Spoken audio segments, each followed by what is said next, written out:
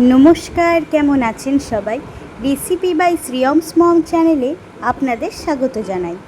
আজ আমি আপনাদের চিংড়ি মাছ দিয়ে কচুরলতির রেসিপি দেখাবো।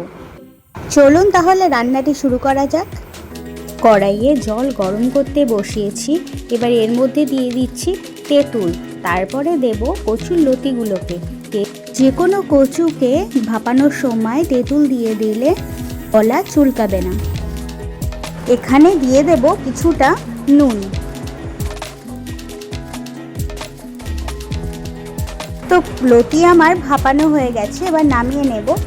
এবার একটি ফ্রাই প্যান বসিয়ে দিয়েছি। ফ্রাই প্যান যখন গরম হবে তার মধ্যে সর্ষের তেল দিয়ে দেব চিংড়ি মাছ ভেজে নেওয়ার জন্য।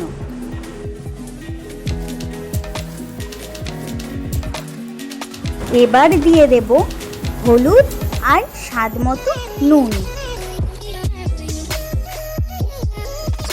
তারপর উল্টে পাল্টে চিংড়িটিকে ভালো করে লাল লাল করে ভেজে নিতে হবে। আমার চিংড়ি ভাজা হয়ে গেছে, এবার তুলে নেব। এবার ওই বেঁচে থাকা ফ্রাই প্যানের তেলের মধ্যেই আর একটু সরষের তেল মিলিয়ে নিতে হবে, কারণ কচুরলতি বানাতে বেশ খানিকটা তেল লাগে। তো এবার তেল গরম হয়ে গেলে তার মধ্যে কালো জিরে ফোড়ন দিয়েছি। এবার দেব পেঁয়াজ বাটা।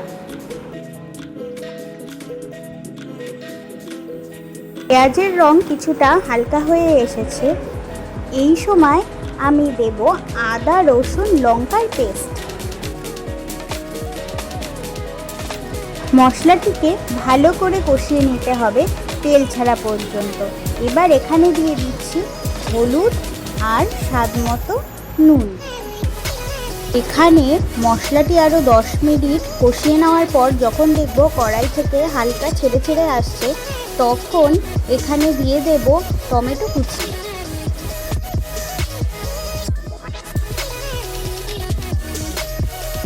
টমেটোটি হালকা নরম হয়ে এলে এবার দেব কাশ্মীরি লঙ্কার গুঁড়ো রং হওয়ার জন্য।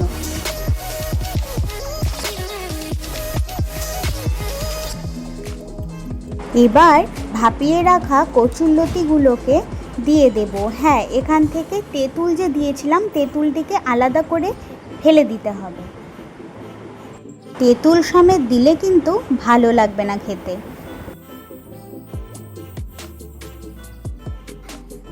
বেশ খানিকটা কষিয়ে নেওয়ার পর এবার দিয়ে দেব ভেজে রাখা চিংড়ি মাছগুলোকে।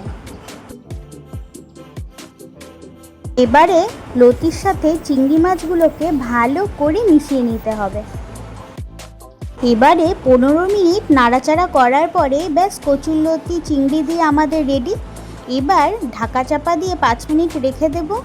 তারপর গরম ভাতের সাথে গরম গরম পরিবেশন করব। ফাইনাল লুকটি আপনারা দেখে নিন।